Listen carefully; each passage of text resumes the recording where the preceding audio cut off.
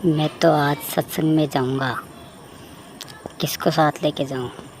वो देखो सामने चाचा आ रहे हैं। सत साहब चाचा, क्या हाल चाल है? बहुत बढ़िया है बेटा। तुम्हारे क्या हाल चाल है? आज तुम कहाँ जा रहे हो ऐसे बन ठन के? लगता है किसी फंक्शन में जा रहे हो। मुझे भी साथ ले चलो। हा हा हा हा। जी काका, मैं आज संडे है ना, सत्संग में जा रहा हूँ। आप भी चलो, वहाँ अच्छी अच्छी बातें सुनने को मिलेगी। अरे बेटा, मुझे इन काम धंधों से फुर्सत कहाँ है। अरे आप चलो तो सही, फिर मत कहना बताया नहीं, क्योंकि ऐसा मौका बार बार नहीं मिलता।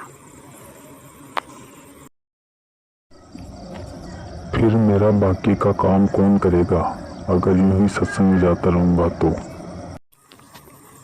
अरे आप चलिए तो सही, आपको बहुत अच्छा लगेगा। बहुत अच्छी अच्छी बातें सीखने को मिलेगी और हमें सतलोक जाने का मार्ग भी मिलेगा, सद्भक्ति मिलेगी। और हमें क्या चाहिए इस जीवन में?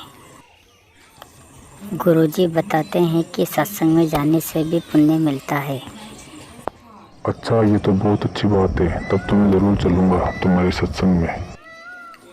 हाँ हाँ, क्यों नहीं क्यों नहीं। और चलना और ध्यान से सुनना एक एक बातें, क्योंकि सारी बातें अनमोल है।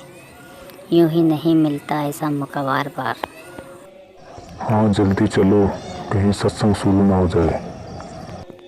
तो पुण्यात्माओं, इस संसार में 21 ब्रह्मांड में दास के अतिरिक्त कोई संत नहीं और कबीर साहब के अतिरिक्त कोई भगवान नहीं।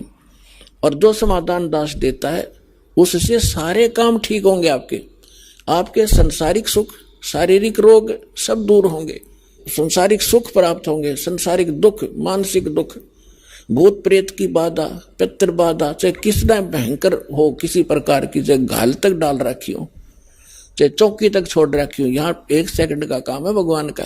हम धड़े दुपटे नहीं लाते। परमात्मा के उस शब्द में इतनी ताकत है, जो मंत्र हम देते हैं अपने आप सब भाग जाते हैं। इस सतलोक आश्रम बरवाला में की तरफ आप जब भी रुझान बनाते हो, वहीं से आपके पुण्य प्रारंभ हो जाते हैं।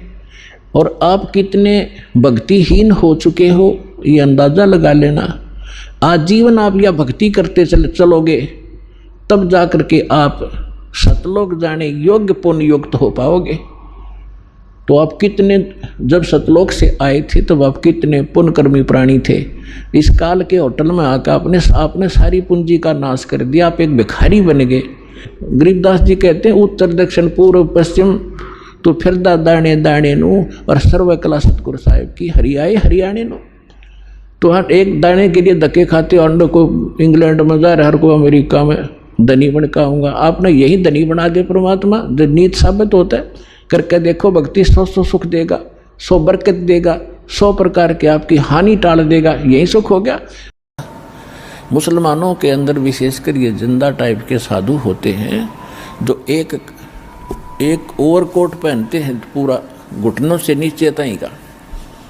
जैसे कई बार आपने देखे हो, इस सिख धर्म में निहंग पहनते हैं एक ऊपर का नीला सा ओवरकोट, और वो जिंदा महात्मा पहनते थे इसी टाइप का काला ओवरकोट, और एक अंडरवियर कच्छा, यानी घुटनों तक का, से ऊपर तक का एक कच्छा, और एक पर एक टोपा है ऐसे ऊंचे से चोटे का न्यू।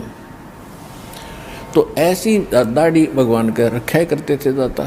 तो ऐसी वेशभूषा वाले को जिंदा संत कहा करते थे, जिंदा महात्मा कहते हैं।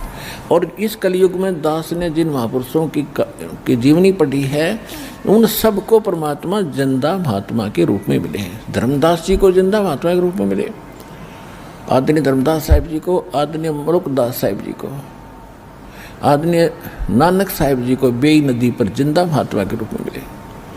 आदरणीय गरीबदास साहिब जी को गांव छुड़ानी जिला झज्जर वाले को भी जिंदा महात्मा के रूप में छुड़ानी के खेतों में मिले। आदरणीय दादू साहिब जी को जिंदा महात्मा के रूप में मिले। आदरणीय घीसा दास साहिब जी को भी जिंदा महात्मा के रूप में मिले। तो इसी प्रकार वो परमात्मा जिनको भी मिले हैं वो जिंदा महात्मा के रूप में मिले हैं। हजरत मोहम्मद जी को भी जिंदा महात्मा के रूप में मिले थे। तो जो भी उनकी प्यारी आत्माएं हैं जो काल के में फंसी हुई है, उनसे निकालने के लिए दाता इस कलयुग में इस वेशभूषा में मिले हैं।